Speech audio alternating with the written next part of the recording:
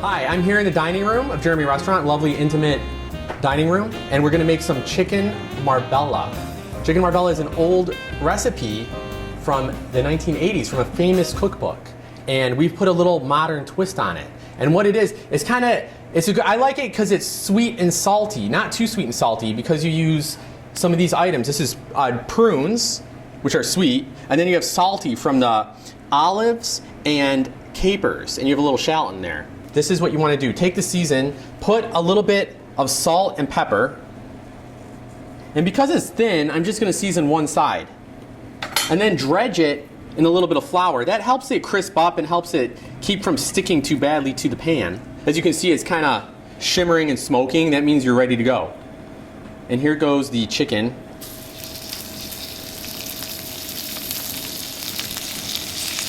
And then once you flip it, you add the rest of the ingredients. I like this dish because it's sweet and it's not too sweet and salty. It's not like putting maple syrup on bacon, which is kind of disgusting. That's too much. But it's got just a subtle sweet and saltiness to it. So once the chicken, you'll start seeing it kind of turning white on the edges, maybe lightly brown on the edges. That's when you know it's time to flip it. This needs maybe 30 seconds. You can see it's kind of getting a little white around the edge. So that means you're probably ready to go ahead and flip it. And then when you add the liquids too, that's going to help steam it through. So flip it. You can see we got a little bit of a light brown crust on it, which is good. That's what we're going for.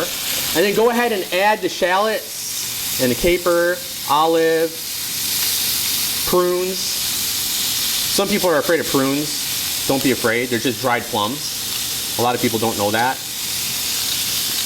Now, kind of spread that out in there. The chicken's about cooked through now. And then you add a little bit, this might flame up a little, but add a little bit of white wine. Okay. And then you add a little bit, you don't have to do this, you can add a little bit of chicken stock. This is some homemade chicken stock. You want to give it maybe a touch more seasoning. And then you add a little bit of olive oil at the end. Turn it off the heat.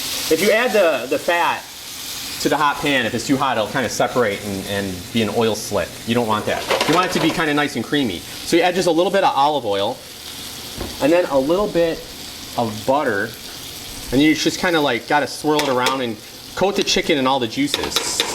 Let's try and do that.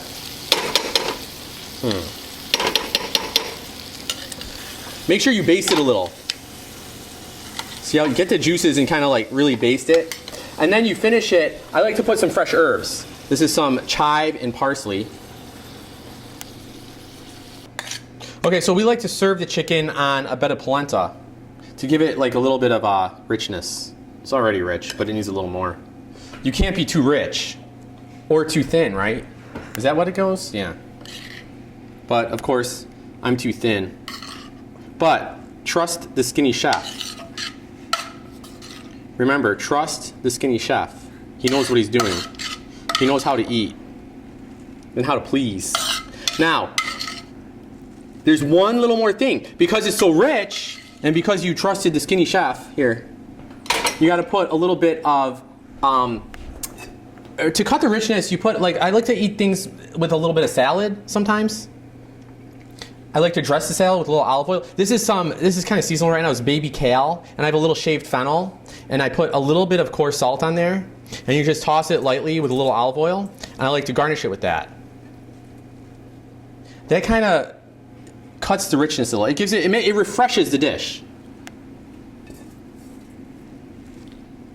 And that's it. This is an update of an old classic chicken Marbella at Jeremy Restaurant and Bar.